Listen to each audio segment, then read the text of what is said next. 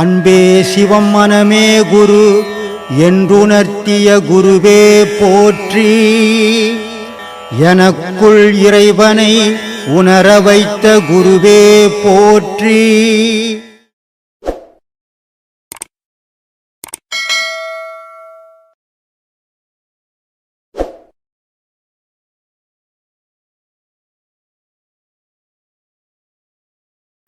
சரிங்க, கடவுள் எல்லாருக்கும் பொதுவானவர்.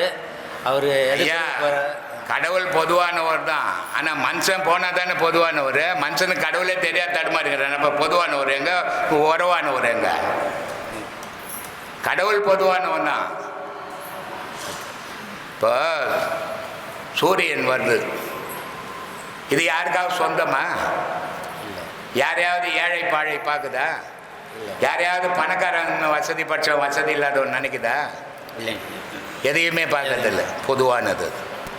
சந்திரன் வருது, ஒரு ஆளுக்கு குளிரும் ஒரு ஆளுக்கும் வெந்து போதா? இல்லை, எல்லாரும் பொதுவானது. வெள்ளி வருது, பொதுவானது. இந்த மண் இருக்குது, பூமி பொதுவானது. ஆனால் மனுஷன் பொதுவானவனா அப்படின்றிய, அப்புறம் நீ எங்க பொதுவானவனா இருக்கிற? இது எல்லாம் பொதுவானவன், இறைவனும் பொதுவானவன் தான். ஆனால் நீ பொதுவானவனா இல்லையே.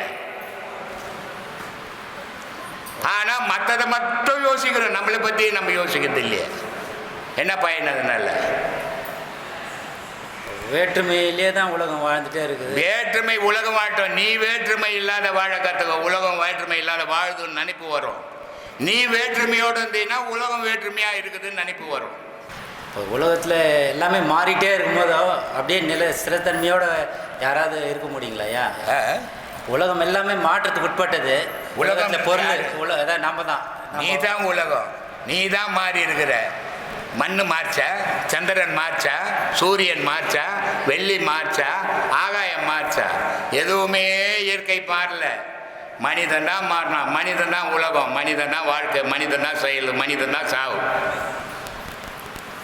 நம்ம போகிற பாதை வந்து பொது வாழ்வில் ஈடுபடும் போதோ சுவாசத்தினால அவங்க என்ன நமக்கு மாறி சண்டை பின்னலாகையால் மங்கி மாளுதே உலகில் மாநிலங்கள் எத்தனை கோடின்னு சொல்லி அது ஒரு சொல்லியிருக்காங்க. அப்போது நம்ம சஞ்சாரம் கரெக்டு தான், நம்மளால முடியலையே. இப்போ நம்ம முடிஞ்ச வரைக்கும் நம்ம தனிமைப்படுத்திக்கிட்டே போயிட்டே வாழ வேண்டியதுங்களா?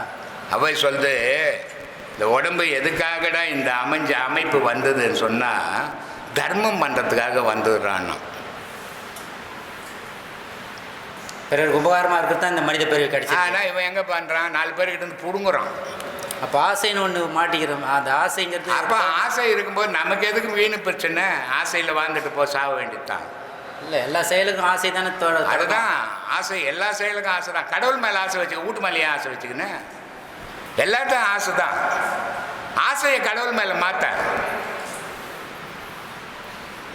அதை மாற்ற முடியலையே. வீட்டு மேலே தானே ஆசை வச்சுக்கணும், சொத்து மேலே தானே ஆசை வச்சுக்கணும், பிள்ளைங்க மேலே தானே ஆசை வச்சுக்கணும்.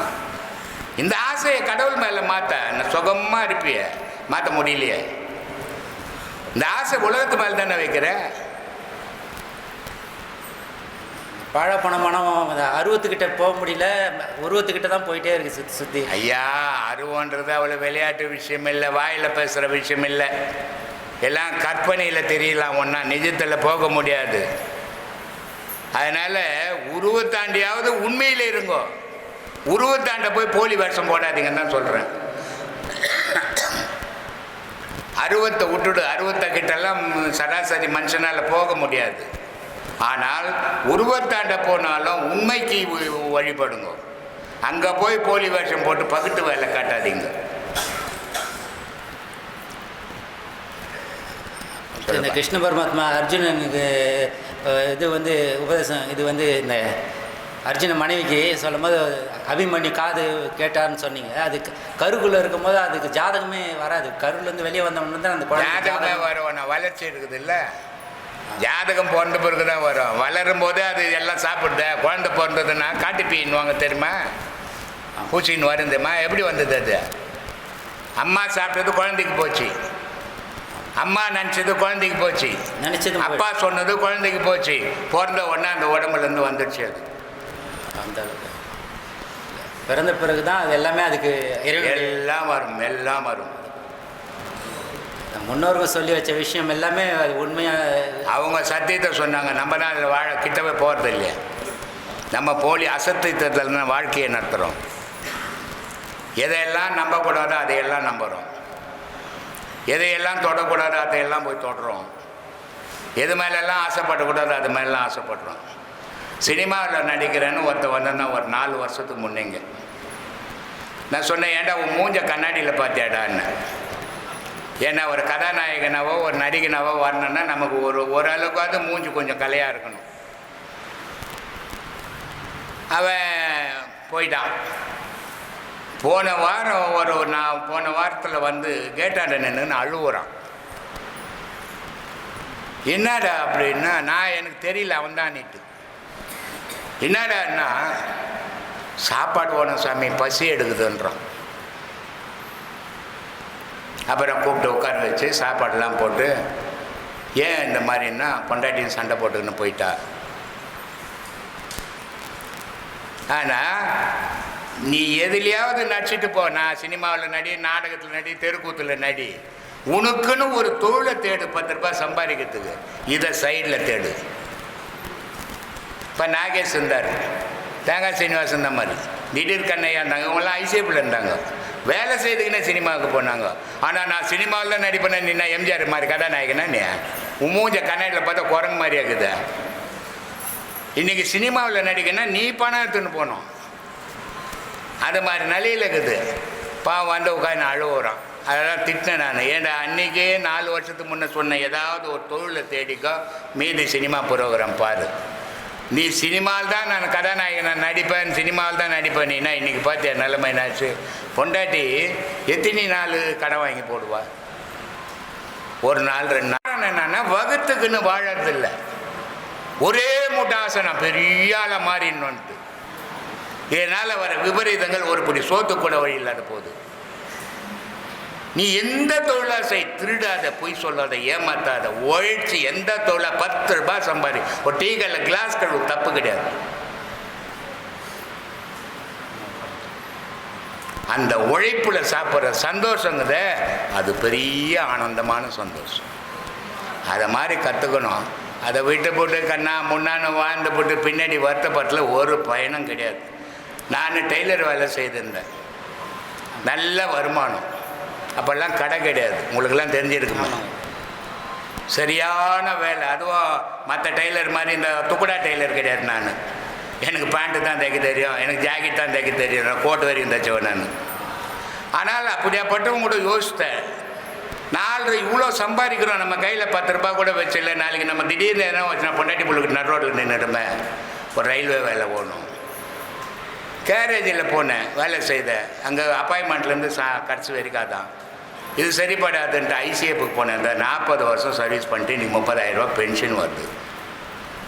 உழைப்பு முக்கியம். இன்னைய வரைக்கும் 5 வயசு ஊட்ட நான் வெளியே வந்தேன். இன்றைக்கி 75 வயசு வரைக்கும் என்னுடைய உழைப்பில் சாப்பிட்ற ஒரு புள்ள தயவுலையோ பொண்டாட்டி தயவுலையோ மாமியார் வீட்டு தயவுலையோ வாழலை. நான் வாழ்க்கை சுயமாக வாழ கற்றுக்கணும். அதுதான் மனசு சந்தோஷத்தை கொடுக்கும்.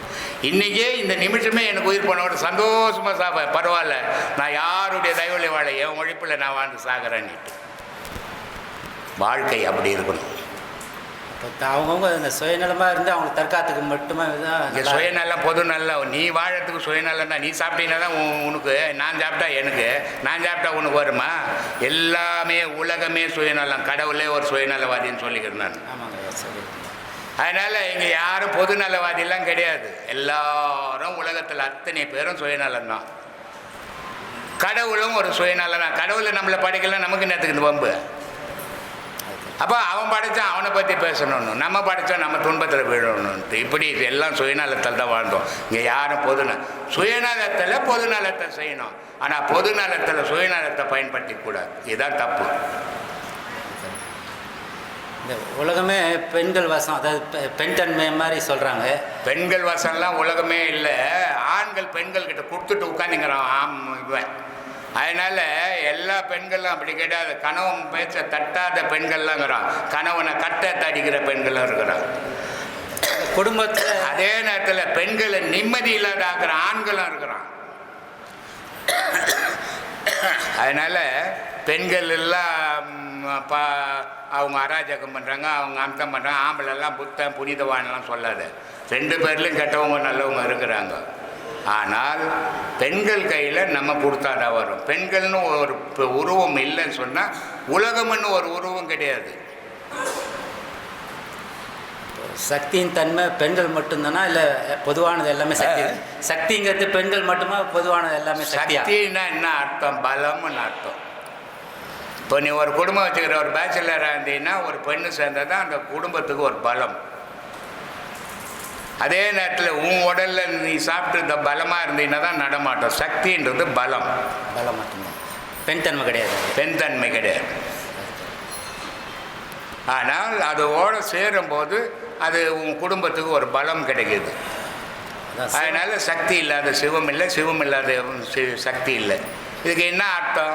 சக்தின்னா உடல், சிவம்னா உயிர், இவ்வளோதான் வித்தியாசம். அதான் ஆன்மாவும் உயிரும் ஒன்றாங்க ஐயா. ஆன்மா வேற, உயிர் வேற, ஜீவன் வேற. உயிர்ன்றது மூச்சு காற்று, ஆன்மா ஜீவன்ன்றது விந்து, ஆன்மான்றது ஓசை. இது முப்பொருளாக இருந்து தான் உலகத்தையும் இயக்குது, நம்மளே இயக்குது. இந்த ஓசைங்கிறது சிவத்தன்மை அப்படின்னு அருவங்கிறது இல்லை. அப்போ அந்த சிவங்கிறது வந்து கடைசியில் தான் எல்லார் மனசுக்கும் தெரியறதுக்கு வாய்ப்பு இருக்குது. சிவத்தன்மைங்கிறது உணர்றதுக்கு வாய்ப்பே வாய்ப்பே கிடையாது. உன் உயிரை உணர்றே பாரு முதல்ல, சிவத்தை அப்புறம் உணரலாம். 1ஆம் கிளாஸ் படி முதல்ல, அதையே படிக்காது, ஸ்கூல்லே சேராத நான் எம்ஏ படிக்க போகிறேன்னா உணரலான்னா எப்படி முடியுமா? அதனால் 1ஆம் கிளாஸை முடிச்சு பாஸ் ஆகும், அப்புறமா எம்ஏ பற்றி பேசிடலாம். மக்கள் எல்லாம் ஒரு தைரியத்தோடு வாழறதுக்கான வழி ஒன்றும் பண்ண முடியாது. நீ சொன்னீங்கன்னா அவன் தைரியத்தோடு வாழ்ந்துருவானா? இல்லை எல்லோரும் அழிஞ்சிடுவானா? அவன் வாழ்க்கை அவன் கையில், அவன் உயிர் கடவுள் கையில். அதனால் நீ தைரியமாக இரு, பயந்துன்னு இருந்து நீ நான் சொல்லி நடக்க போகிற காரியங்கிட்ட இந்த மந்திரமாக இது விட்டலாச்சார் படமா இது. அதனால் அவன் வாழறத பொறுத்த தைரியமாக வாழறதும் பயந்து வாழறதும் அவன் கையில் தான் இருக்குது. நம்ம சொல்லியெல்லாம் நடக்க போகிறது கிடையாது. இந்த கற்பனை விஷயத்துக்கெல்லாம் நான் போகிறது கிடையாது.